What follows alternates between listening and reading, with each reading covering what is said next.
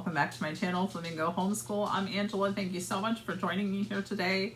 Today I'm going to be talking to you about my top 5 tips for time management in homeschooling and kind of in life in general. And if you guys could all do me a favor and leave a comment down below of your best time management tips so that we can all kind of collaborate together to help each other out. Okay? So the first tip I want to tell you about that has really helped me is make a habit of writing things down. Now that could be in your paper planner like I do. That could be in your phone. That could be on a notebook like this. Just make a habit of that. If you can do that for like a month, it'll be a habit, I guarantee you. And I don't even think it really takes that long, honestly, because it really helped me so much that I found myself really doing it every day. The best thing also is to make sure that you are looking at it every day.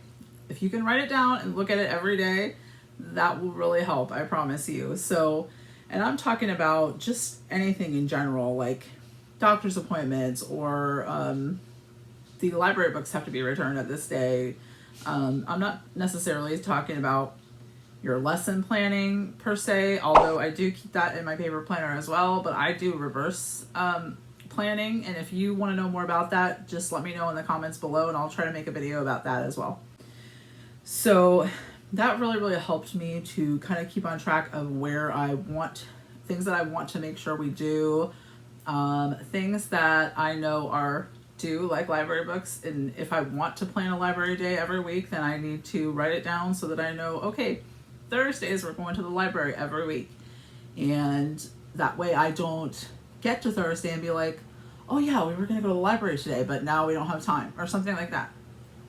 So make a habit of writing things down and of checking them every day. That has helped me so much. Okay, so my next thing is to have what I call our priority list. So, or for me, my priority list. And that is things that I know, it's kind of like a running to-do list, things that I know that I need to get done that need to have a priority. Sorry, my earbud fell out there. In our home, whether that is, I need to make sure I deep clean the bathroom today, or, you know, taking my kids shopping for shoes because their shoes are getting too small. Things that I have, that I need to put in a priority list so that I can make sure that I do them in the order that is most important to us. That may or may not be for school or, you know, for our life. So for instance, you know, if I want to make sure that I meal prep, I will set a time frame or a day that I'm going to meal prep, and I'll do that. Things like that. Okay, so my next tip is block scheduling. Get into a routine of this time of day is, you know, breakfast. This time of day is school. This time of day is, and not saying that you can't learn when you're not in, you know, that time of school or whatever, but just so that you have a routine that you know, okay, we're going to be doing this at this time. You know, when it hits this time, we are going to stop school and we're going to go outside, or we're going to, you know, do some kind of a science experiment or art or whatever. Block out times when you know this is what's going to happen this time and this is what's going to happen this time. Because especially if you are working from home like I do, it can be really hard, and it can be really hard to find the time for everything, and it can be really hard to stop one thing when you want to continue and to do something else. So it can be easy to run out of time for work or for reading or whatever it might be. And that blocking out those times can really help you to make sure that you get everything that you want to accomplish done. If you guys want to know more about our block scheduling and how we block out our day, let me know in the comments below and I'll try to make a video about that. Okay, this one is a really big one, and it was a hard one for me, but I'm happy to say that I do not I have conquered it, I guess you could say, for the time being. Let me put it that way, because I am definitely not perfect, and there are days where I don't conquer this, but for the most part, I try really hard to conquer this. And that is, put your phone down, okay?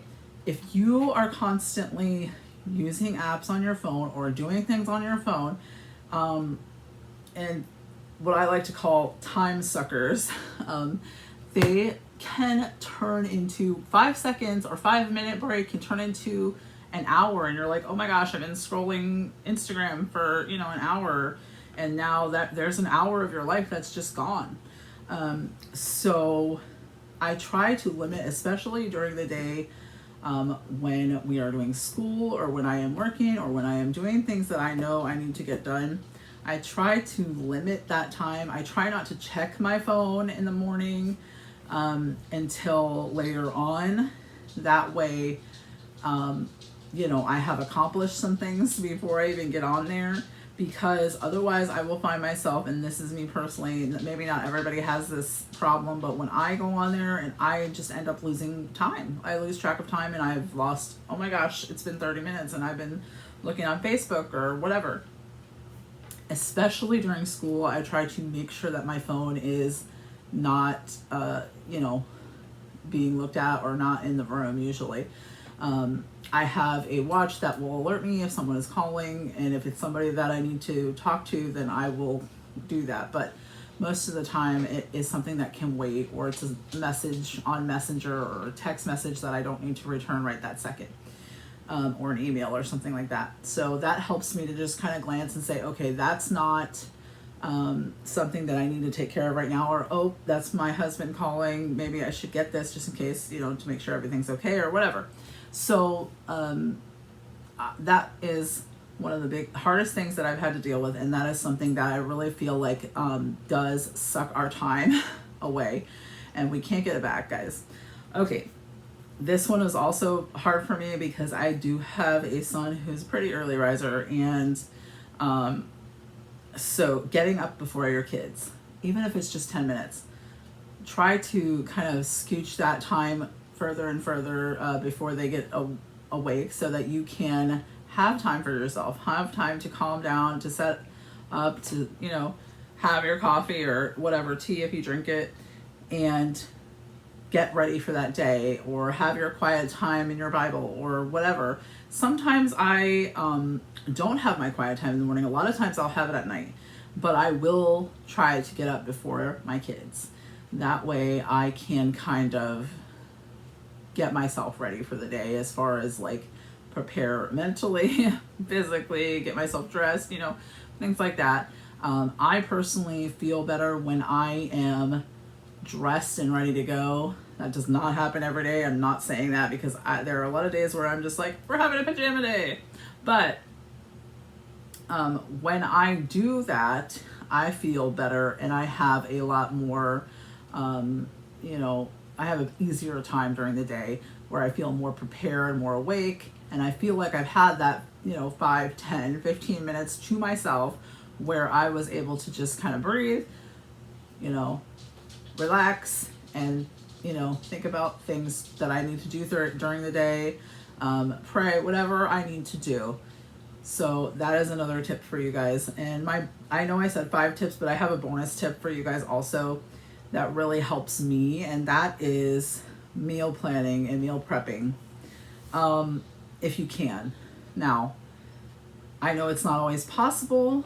I know that sometimes we run out of time, but I try to meal plan for a month at a time. If you guys want to know more about that, let me know down in the comments.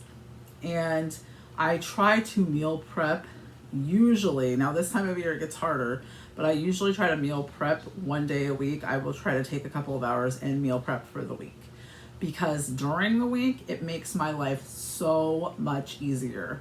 I cannot stress that enough. So that is my last and final tip. If you guys have tips, please put them down below so we can all help each other. I really need help, finding out some time hacks and time management tips.